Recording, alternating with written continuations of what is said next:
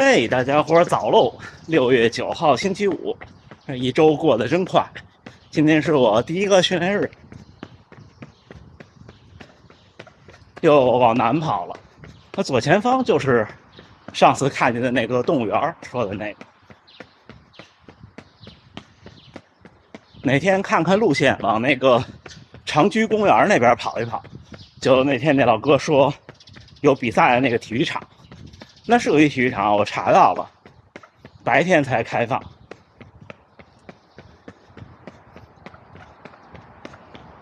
哪天去那个体育场跑一次课表，然后看看是不是白天去，然后让家属跟着咱们拍一期。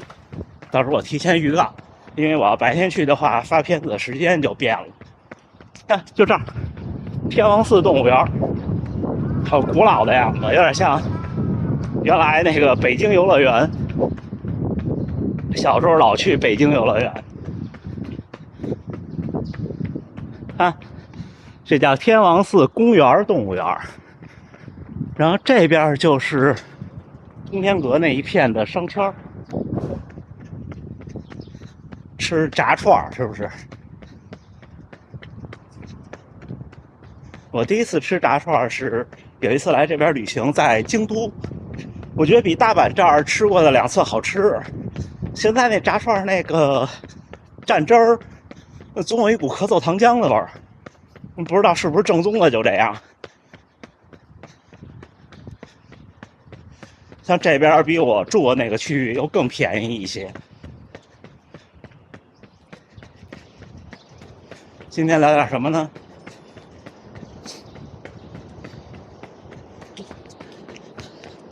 看，今天又把这块佳明的955带上了。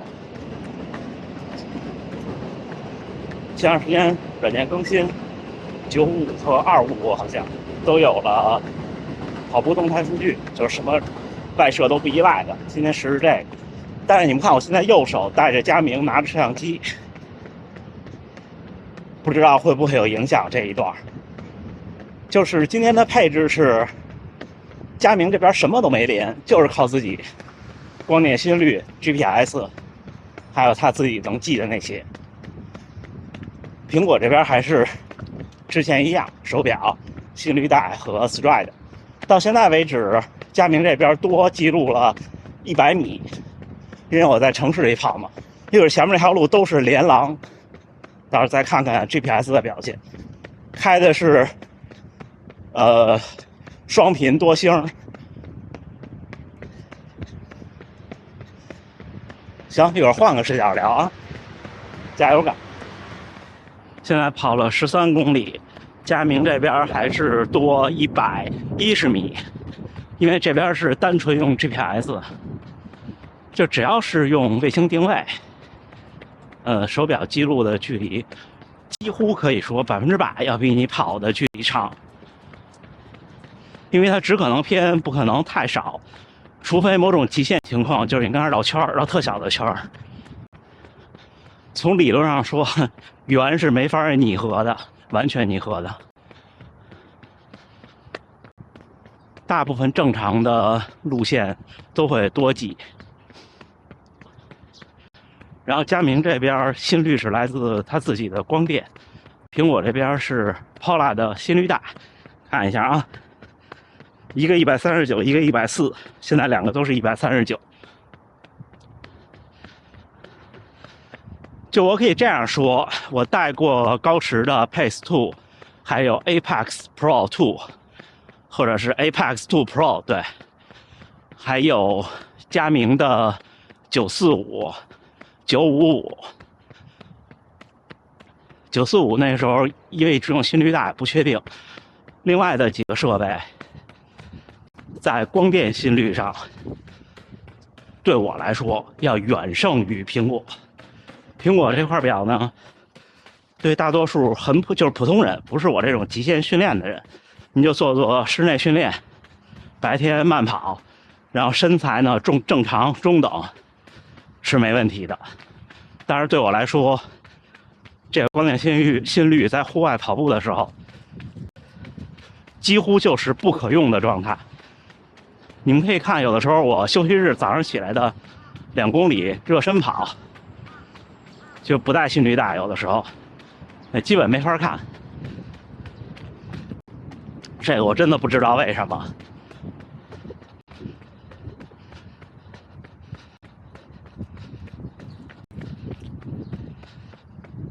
按说从传感器的大小还有用料上来说，应该是 Apple Watch Ultra 要好啊，但是真的不行，特别特别差。所以如果说您就普通的训练、普通的锻炼，想买一块手表，不要配任何外设，然后呢 ，GPS 又想相对的准一点，不会飘不会飘太厉害吧，它也会飘。那目前来看，如果你必须马上现在就要买，我建议就是买佳明的265，因为9系列的还是太沉了，而且也比较贵，绝大部分的性能是用不上的。对于跑步和锻炼来说，如果您用上了，您就不是我说的这一类小伙伴。如果您现在手边就有心率带，并且您愿意佩戴的话，就立刻马上就得买，还是可以考虑高驰的 Pace 2。虽然今年肯定会更新下一代，但是毕竟性价比在那儿。它除了没有双频的 GPS， 所以在城市跑步的时候可能轨迹会稍微差一些以外，没有什么明显的缺点。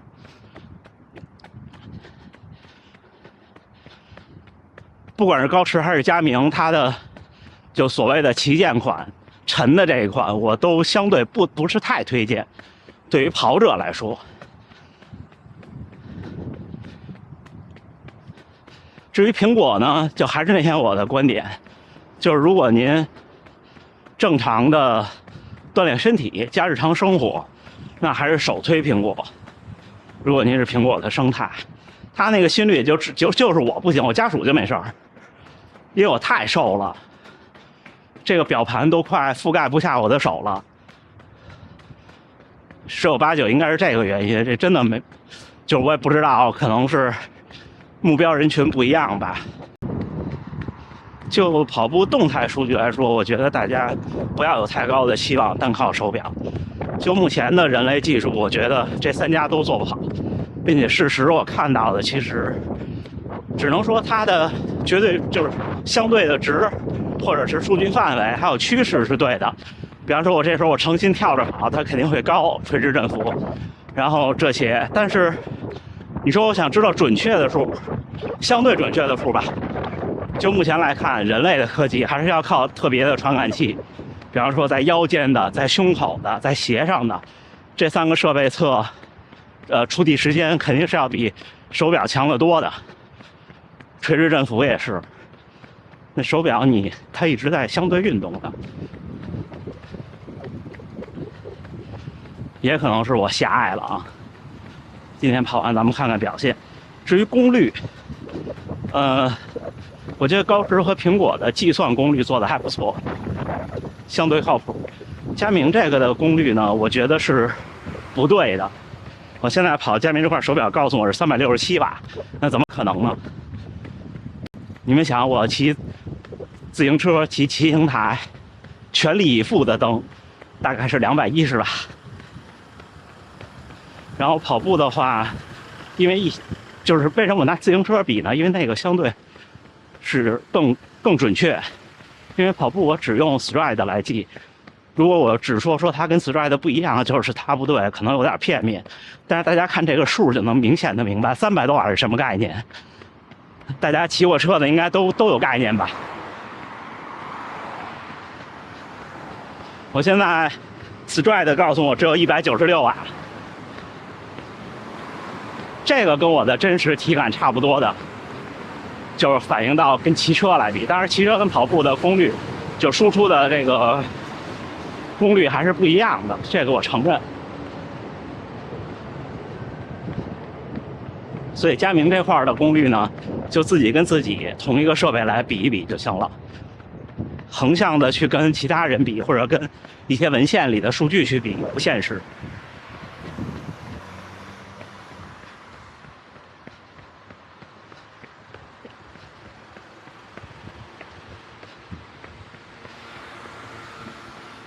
但是这个人类科技的进步真的是挺快的。不过我觉得，可能在这些事情上，还需要走很长一段时间的路，因为我真不觉得说这个是因为科技问题或者说技术水平导致光靠手表去测量不行的，而是本身靠手表测量这个事儿，我觉得就不行。我们应该想办法降低传感器的成本，减小体积，这些增加方便程度。也可能是我年龄大了，有点不与时俱进，是不是？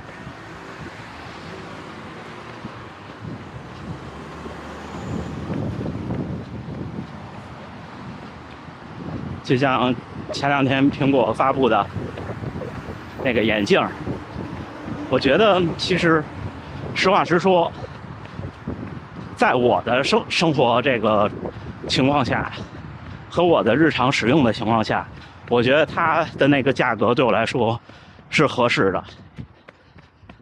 因为其实啊，我觉得只需要做好一件事儿，就是把它当成各种设备的显示器，它其实就值这个价钱了。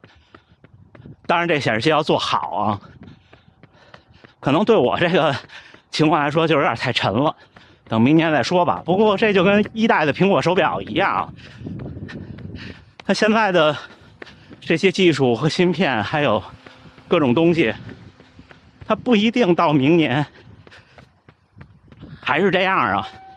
就比方说，我猜想 M3 应该在今年底会发布的，或者在明年上旬会发布的上半年。那除了美国以外，其他国家到明年下半年才能买到 M2 芯片的眼镜，显然不知道。另外还有就是摄像头，你们看各个手机厂商摄像头每年都在进步，当然进步的越来越慢。这种纯靠传感器的东西，不知道它到时候会怎么样。所以你们看，今年它完全没有说技术细节，对吧？完全没有说，包括它自己带的系统，到底是更像 iOS 还是更像电脑的系统等等，都没有详细的说。期待吧。6月9号星期五清晨7点20，训练结束啊。第一个训练日还是一个半程马拉松，但是最近要找机会跑一次长距离了，好久没有跑长距离了。半程马拉松匀速跑1小时43，就还是继续上个月的那个节奏，就是这种匀速跑的时候呢，就压一压，把速度往下放一放，让身体的压力不要那么大。这样的时候，强度课的时候呢，能够更能冲起来。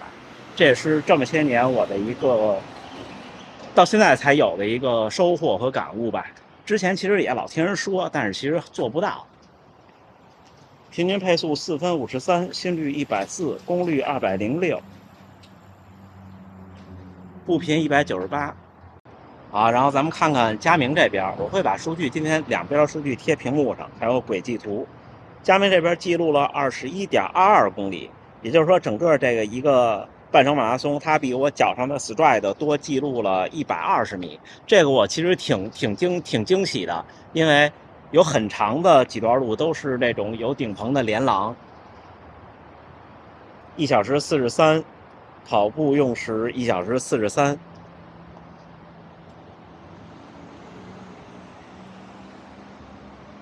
平均心率141，等于跟我这边的心率带几乎是一样的，挺厉害的。步频197 ，Stride 测得的是198。这边手表上能看垂直振幅、触地时间等等。这边的平均功率是362，最大功率667。我感觉我瞬间装了一个发动机。所以佳明这边的这个功率还是有待商榷吧，感觉就是希望厂商能够调整。但是其实厂商其实很尴尬的，因为假设它现在是一个这个数量级，它通过某一次的系统更新，一下就变得特别大，好像也不太好下这个决心。但是我觉得，还是建议佳明看一看这一块，行吧？那就大家看屏幕上的具体数据，我就不在这儿跟大家细说了。还是祝大家能努力生活，健康平安。绝大多数的地方都进入夏季，进入夏汛，大家注意补水，注意安全，好吗？加油干，秋天就有好成绩了。咱明儿见。